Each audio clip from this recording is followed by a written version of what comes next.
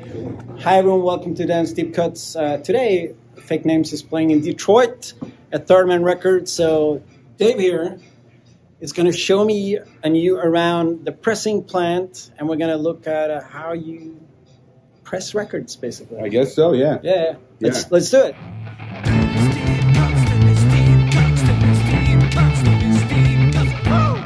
What was really important to Jack when we opened the pressing plant was to have it very visible to anybody who comes in. You know, and every day people are like, what, they still make vinyls? And we're like, yeah, I hope so. People are still buying them. But, yeah, so anyone can come in and check it out. And this kind of is the step, the way the records, you know, that's the lacquer here. Yes. And then this is the stamper that gets made. It gets plated. And you know, that's like the grooves are reversed, so they go in, and that's what puts the groove in. That's a record before it becomes a record. It goes into a hopper that I'll show you in a minute. Puck comes out, goes into the stamper, a book stamper, a bunch of weight, and steam makes the vinyl go out into the grooves. Then it comes out with that guy, and you trim it, and then you start playing it. Sounds simple enough. It's simple enough. It's basically the same, you know, the same process ever since. You know, nothing's really changed. The machines have gotten more streamlined. And I don't think all pressing plants look like our pressing plant. Probably not. Yeah. Hey there. Hello. But yeah, how many people do you have working here? Oh man, there's new people every day. Like we're open 2 shifts, 5 days a week, and we have, you know, close to 100 people in the back. Oh wow. Yeah. And most of the people here don't have a background in making records. Yeah. You know, they came and learned, and they just love it. They love the record. That's cool. Wow. Yeah, so he's doing a cool one. Let's keep the label off of it just in case. Yeah. But yeah, so these are the manual machines. Each press operator, they are working 2 machines at once with a hopper in the middle. Which spits out the puck that I showed you. Yeah. And he trims it now? Yeah. And that's so cool. Yeah, so he puts a label on either side by hand. Yeah. And then grabs out that they dial in. They each wax has kind of like a different melting point and stuff that they figure out. Oh, okay. That's how you make cooler. Yeah, and then he's putting that in, and it comes out all cool. And they got to dial everything in. You know, it's not just set it and forget it. You know, they're like figuring it out the way. Yeah. We want like a perimeter effect for this. Yeah. That's so cool. So I'm doing kind of a different technique than I would otherwise with the slider record. You can see that if I were to like kind of wrap the puck, I get an effect a little bit more like that. A little bit like an opal or something. Yeah. Yeah, sometimes they like roll it in the stuff and a whole bunch of stuff. We did those sleep records with the Weasleys in them recently, and that was pretty nuts to see. That's crazy. Yeah, and it's like, this shit is hot when it comes out, you know. And then, so all their hands are callous. Yeah, so every colored vinyl record is basically different. Yeah, it's all different. It all depends on, you know, so cool. what they're trying to get. Sometimes you got to cut pucks and put them together. Like, that's how you do the split. What's the candy swirls? Yeah. Different colors, melting differently, and combining. Wow. Super cool. Yeah, so these machines, these were the first 8 we started with. They're made by a company outside of Germany. And they were the first company to start making new presses in decades. And we had the hardest time figuring out that there was even somebody making new presses. We bought 8 of the first 10 that were made. That's so cool. And then when did the pressing plant open? The pressing plant opened in February of 2017. All right. So we're still relatively young, but we've already doubled our size, more than doubled our size in staff and doubled our machines, amount of machines. These machines are automatic, so they're a little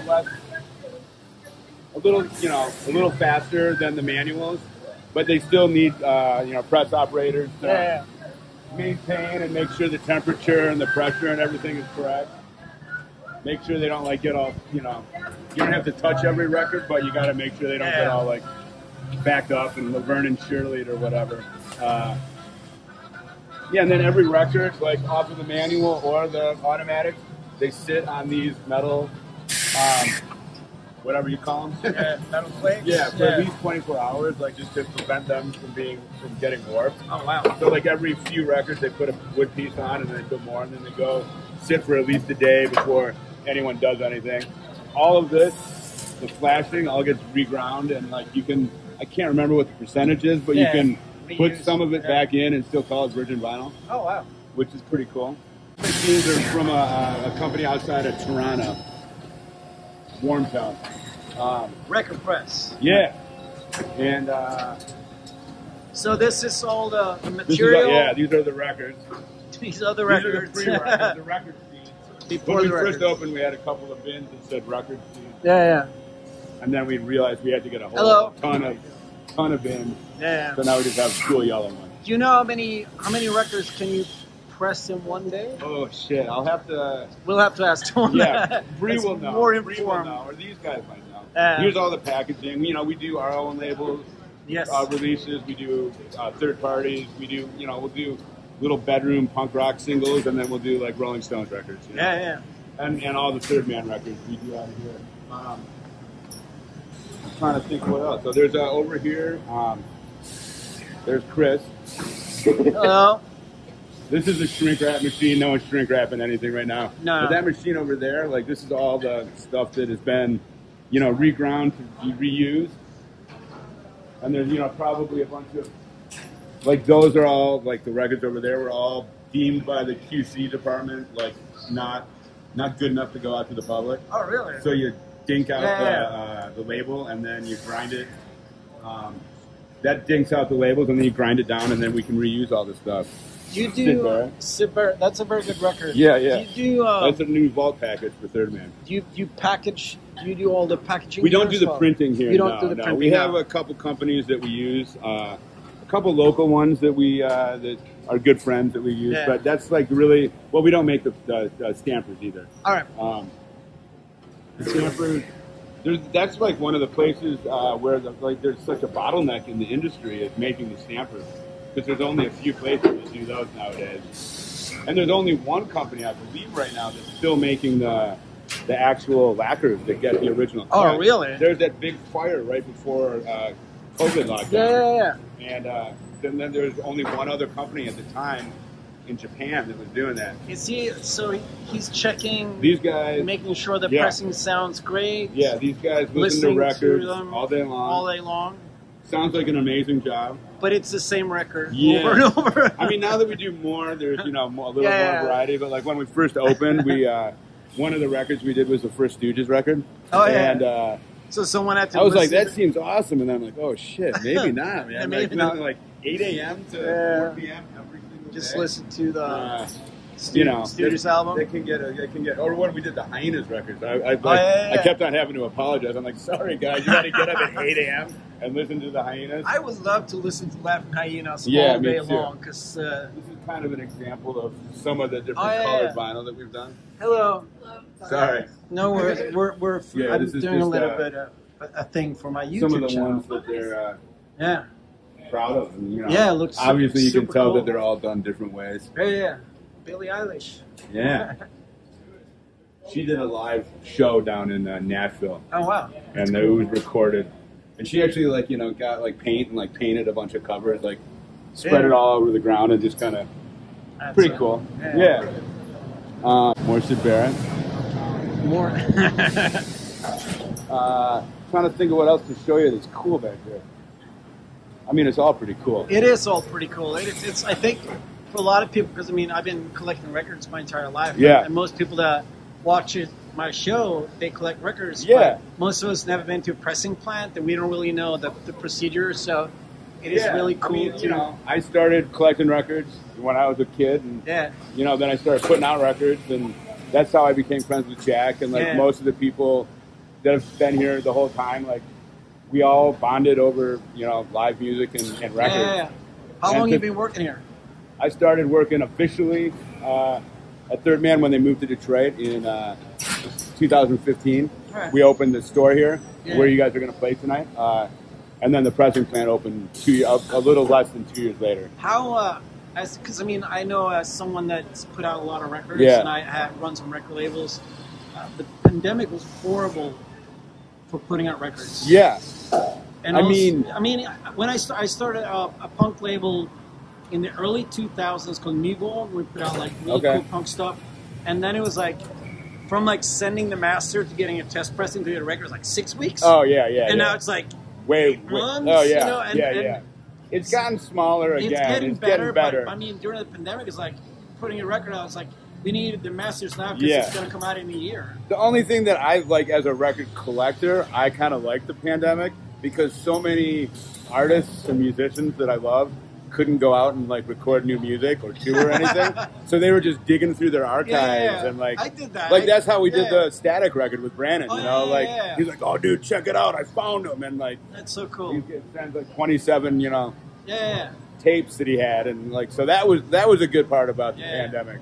I want to show you the chiller room. It's pretty cool. All right. But yeah, like everyone at the company originally started just being record guys. Yeah. And that's how like we all became friends. I put out the first White Stripe single on my label, and like we all played in bands together and went to shows together and went record shopping together. This is just kind of cool because it gives you an idea of how much stuff we had to do. This whole room is just to make the chilled water that stops the process that goes in. And it looks like an old like 60s sci-fi movie. Pretty cool. That's so crazy. Yeah. And like one of the reasons why we have everything labeled like this is because we like to show people what we're doing.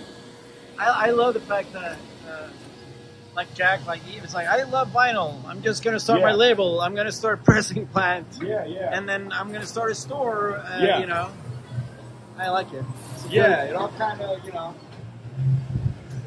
it was a dream, but it also at the same time like kind of just happened like naturally and organically, and like Jack was like when we opened the store, I'd like he said to the partner that owns the building with him,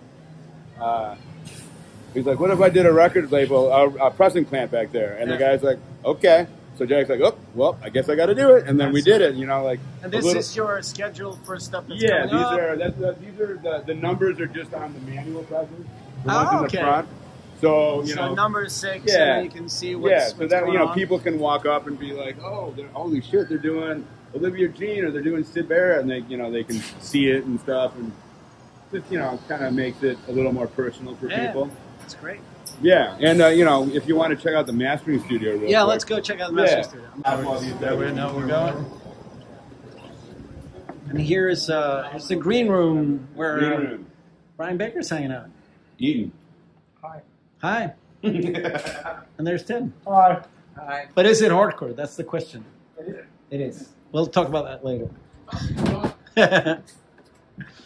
Yeah, so here is mastering studio. So this is where the majority of the records that are pressed here, not all of them, but the majority of them are cut on this lathe. That's so cool. This is the board for the cuts. This is only for live music when we record live music.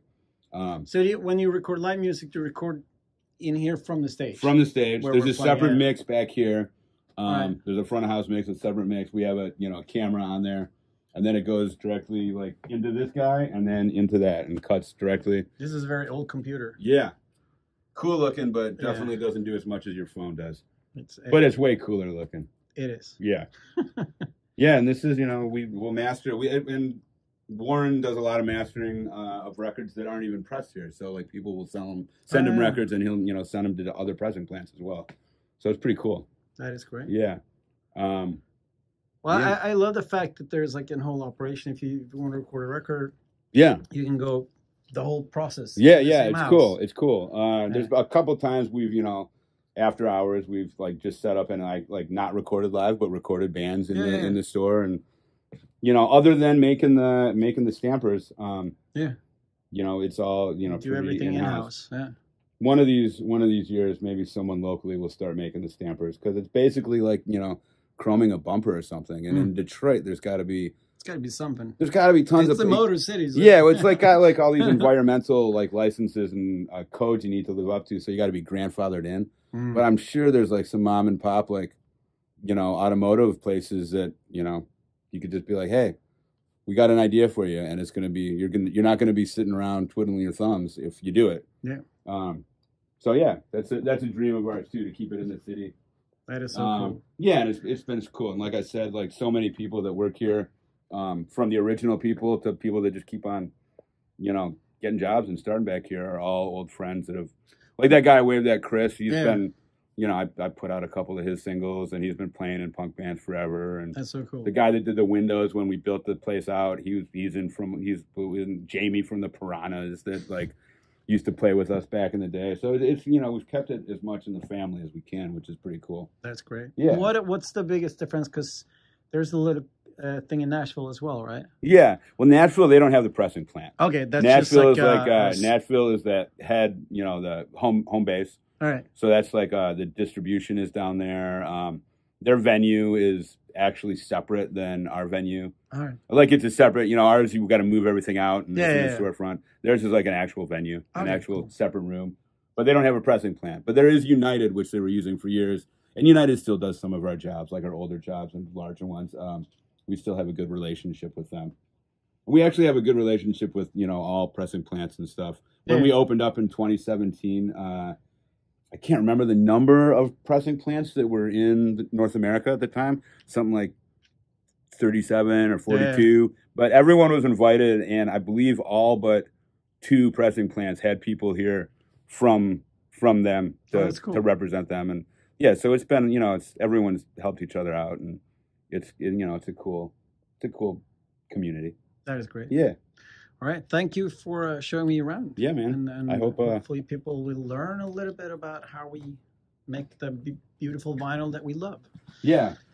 Cool. Thanks, man. Yeah, no problem.